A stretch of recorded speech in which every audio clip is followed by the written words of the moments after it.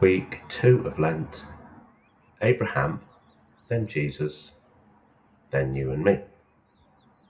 How to sacrifice everything enthusiastically. In Genesis 22, God decides it's time to put Abraham to the test. He tells him to go to a mountain in Moriah and there sacrifice his son Isaac. For him to even ask such a thing seems cruel, especially the way he seems to really lay it on by saying, take your son, your only son, your only son who you love. Is the test perhaps, do you love me more than you love your son? Is it a test of just how strong his faith is? Why would a loving God ask such a thing? There's also questions about Abraham. Was he afraid of God? Did his faith matter more than his family? Why did he, as a father, walk for more than 3 days, carrying the knife and the light for the fire, whilst Isaac carried the wood, not knowing that he would be the sacrifice? When Isaac asked his father, where is the lamb for the sacrifice? And Abraham replied, God will provide the lamb. Was he just covering up so as not to distress his son, or did he trust God? It's only at the point of killing his son that God intervenes and says, do not harm him, for now I know you fear God. You have not refused me, your own beloved son. This whole episode raises some uncomfortable questions, like, did God really have to do this to take it so far? If we believe that God knows what's in our hearts, then has God learnt anything? Hasn't Abraham already shown he's completely faithful over the last 25 years? Perhaps the key to understanding this is that it wasn't an out-of-the-blue request from God. It was the last of the tests Abraham had faced in the years since God had first called him. Each test allowed Abraham to learn more about God and allowed their relationship to deepen. It began when God called Abraham and said, leave your country, your family, your father's house, for a country I will show you, and I shall make you a great nation. God's making big promises here, but at the age of 75, with no children and a wife who's past childbearing age, Abraham had had many sensible reasons not to put his trust in God's promise. If he hasn't got a son now, how can he have many descendants? So God's asking a lot of Abraham to leave behind his father, which is his roots, and his land, which is his security, to set off for an unknown destination and an uncertain future. The historical context for the call of Abraham was this is set in the late Bronze Age, a time when in human history when peoples were spreading out and occupying different lands. Theologically, the context comes in the previous chapter in Genesis 11 and the building of the Tower of Babel, symbolizing humans trying to reach heaven rather than filling and cultivating the earth. They wanted to be like gods, but to become that through their own skills and imagination. And God therefore scatters them.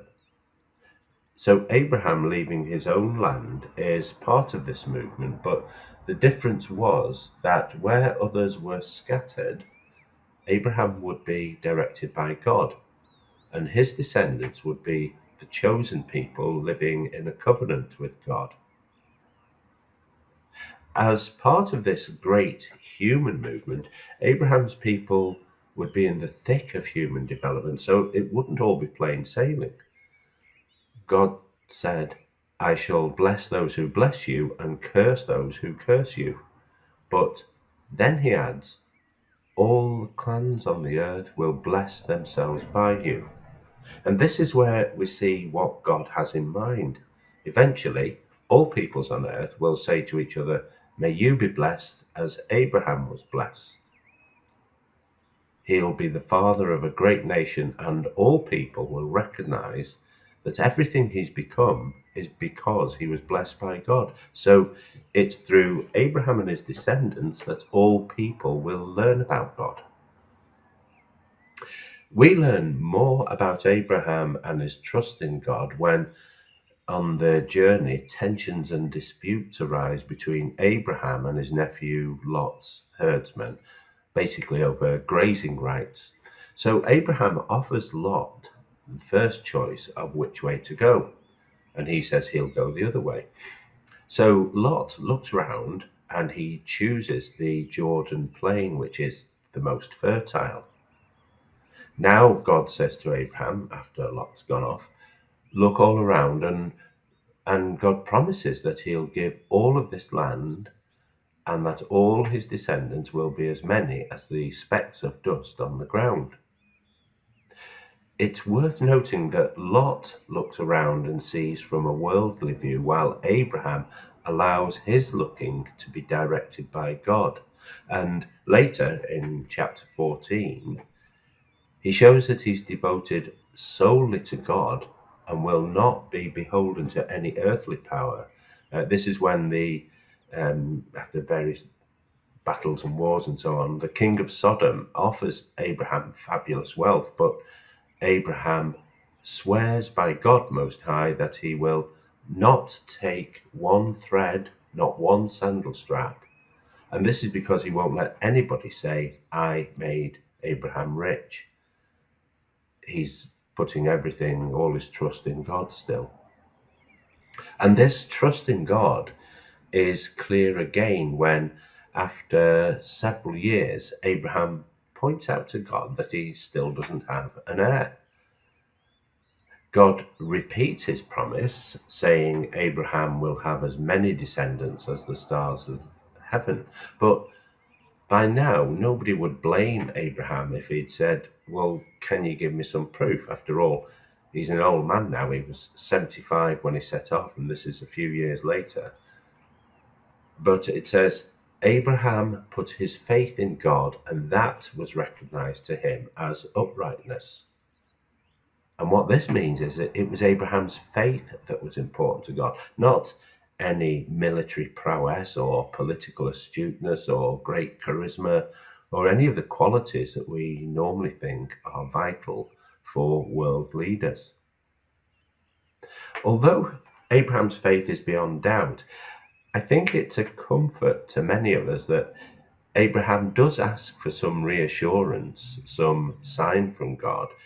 So now God shows Abraham how committed he is. And you can read the details in Genesis 15. It involves a ritual involving killing and splitting animals and then walking between the halves. And Abraham would be familiar with this as the customary way that two parties would enter into a covenant. By walking between the slaughtered animals, they're saying, if I don't keep my part, may the same fate happen to me. But in this case, only God passes through, which gives Abraham the assurance that God is completely committed. And at this stage, he doesn't expect the same commitment from Abraham, only God passes through. It wasn't until Abraham was 99 years old that God told him that he and Sarah were to have a son. And this development is tied with Abraham now being asked to commit himself, his family, and his descendants to God by circumcision of the males.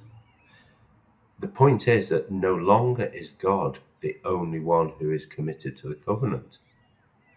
Abraham now commits himself and his people, although it's good to note that God was happy to work with him even though he wasn't perfect, because when Abraham hears that Sarah is to be the mother of king, Abraham bows to the ground but laughs and says to himself, Is a child to be born to a man 100 years old, and will Sarah have a child at 90?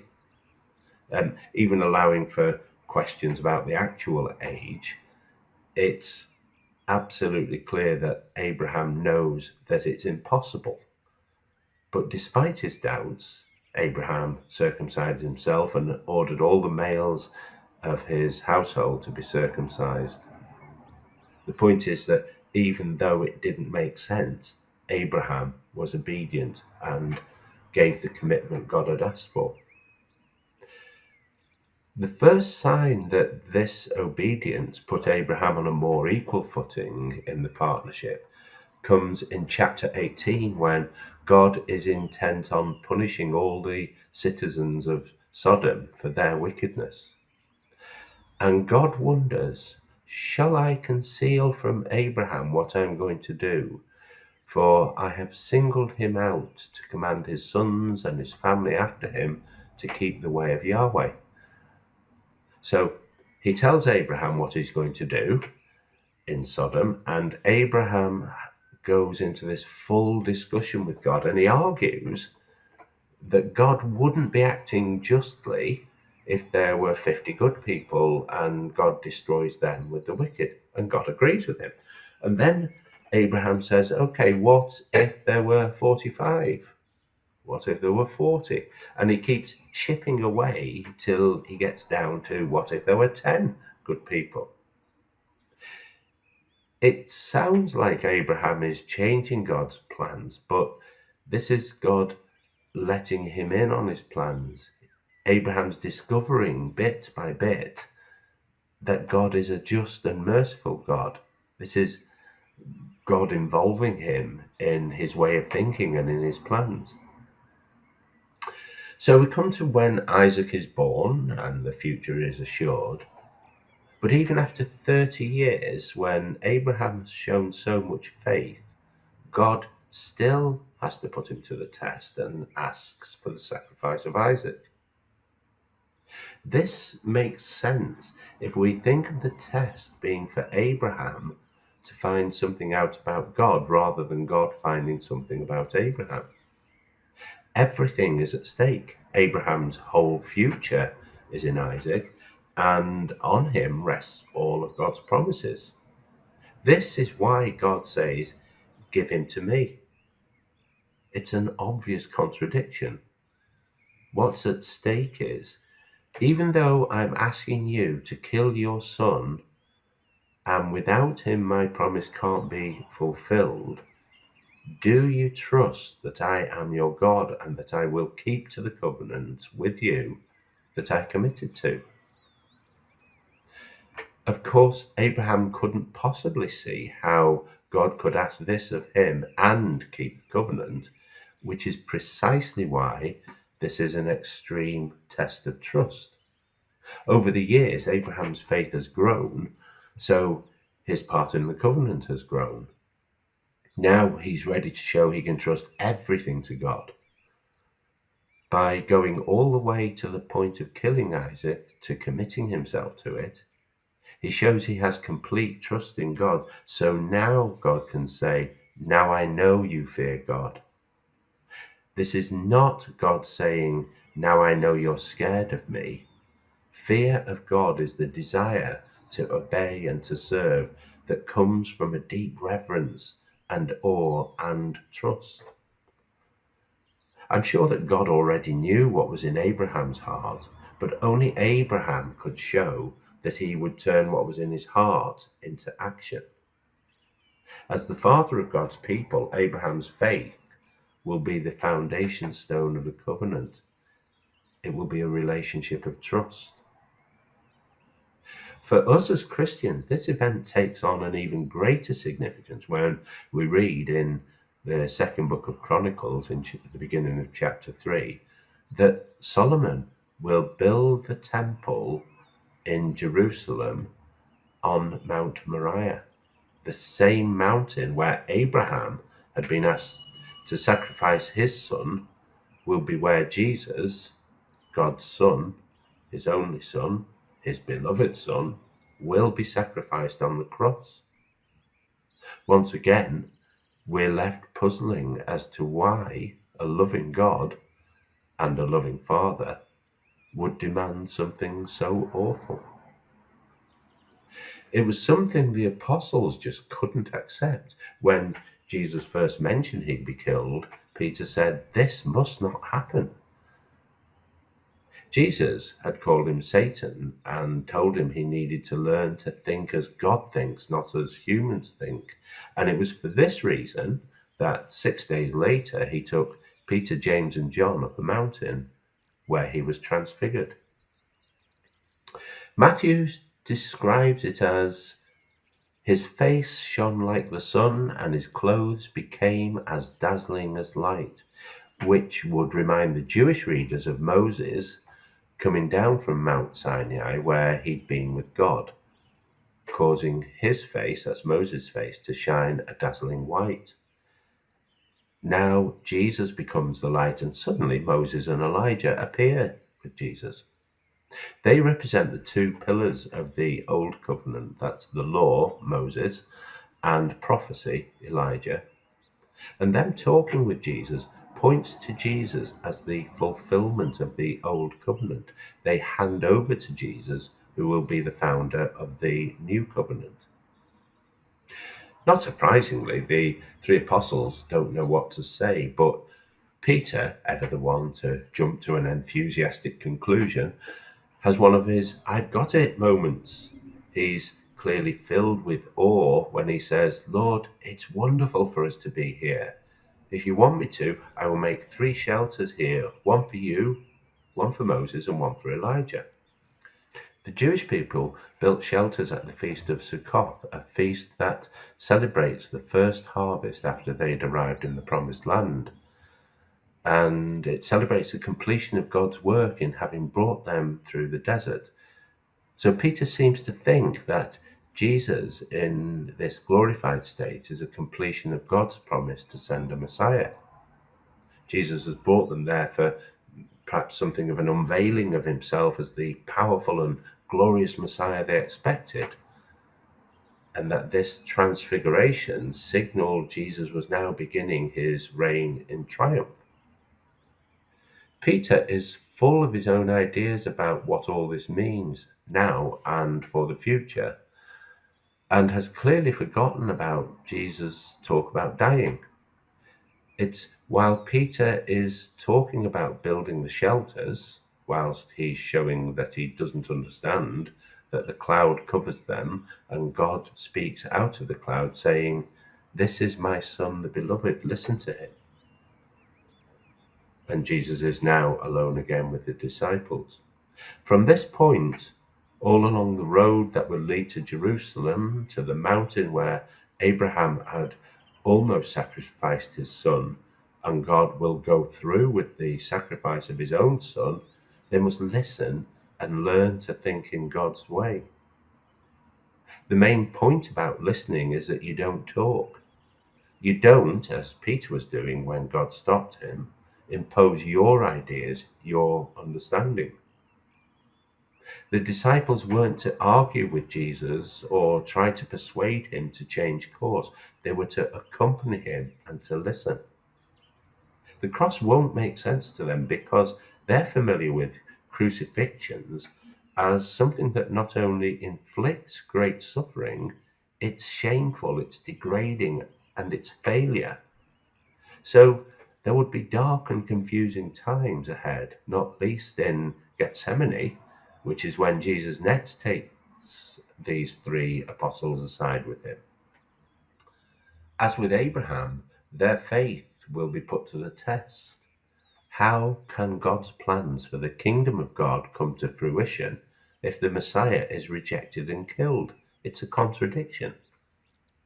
It would only be after the resurrection that the transfiguration and the cross would make sense, which is why Jesus tells them not to talk about what they've witnessed until then. Listening will take them into the confusion and the pain of the cross, to witnessing Jesus take the step that listening to God had taken Abraham to the brink of on the same mountain. Listening to the gospel draws us into this confusion. We're still left with the uncomfortable question, why does God, the loving Father, demand such a sacrifice? It only became clear to the apostles after the resurrection, and this is why we mustn't separate the cross from the resurrection. We have to understand what role sacrifice has in our relationship with God if we aren't to have a distorted image of Him or of why Jesus had to die on the cross.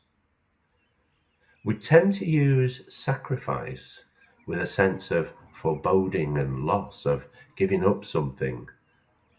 And in pagan religions, it was often associated with paying your dues to ensure protection or a good harvest and so on. Or sacrifice was offered to appease an angry God. But Abraham discovered that God didn't want a sacrifice for any of these reasons, which surely means none of them apply to Jesus sacrificing himself on the same mountain to the same God.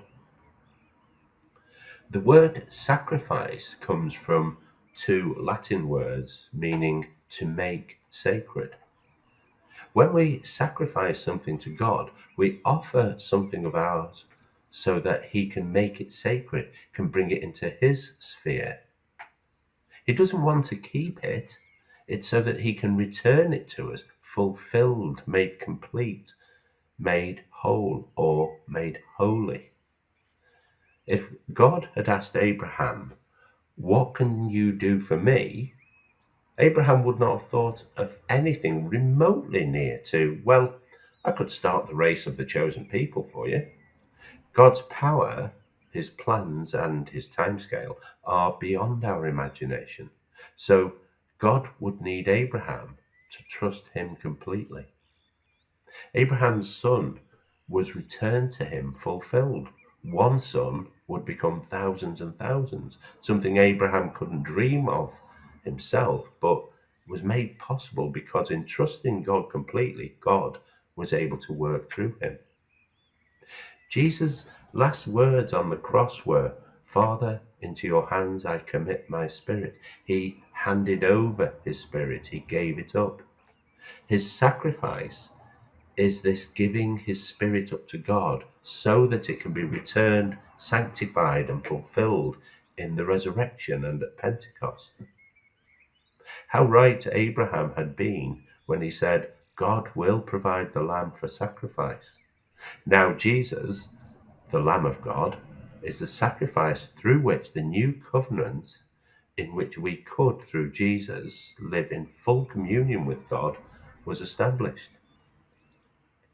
For very few, if any, people in the West does this mean we're called to die for our faith. But take up your cross is a command to adopt the same attitude of obedience and trust that Jesus and Abraham showed in our own lives. Offer all up to God, to put our faith in Him as the one who can fulfill our lives. A very good way of allowing ourselves to be put to the test is the prayer, "Take, Lord, and receive." And it goes, "Take, Lord, and receive all my freedom, my memory, my understanding, my entire will, all that I have and call my own. You have given it all to me. To you, Lord, I return it. Everything is yours. I surrender it all to be guided by your will. Your grace and your love are riches enough for me. Give me these, Lord Jesus, and I ask for nothing more." Say this prayer each day, and where you find yourself drawing back or reluctant to say all wholeheartedly, pray for the grace to want to trust that God gives back what we offer, enriched and made whole. To trust that though it seems like a prayer of abandoning yourselves and being left with nothing, it is in fact the way to find yourself and be given everything, the way to become fully who you can be. Trusting that giving up the freedom to be what you want to be brings the greater freedom to be what God knows you can be. To give your memory is to give your memory of the past to God, to have it returned with a more perceptive understanding of the hopes and the hurts, the decisions that led to growth and those that limited it. Giving your understanding, your reasoning to God allows it to be returned as God's much broader and deeper reasoning, not based on fears or illusory desires of happiness. And to give him your will is to allow your choices to become his choices for fullness of life.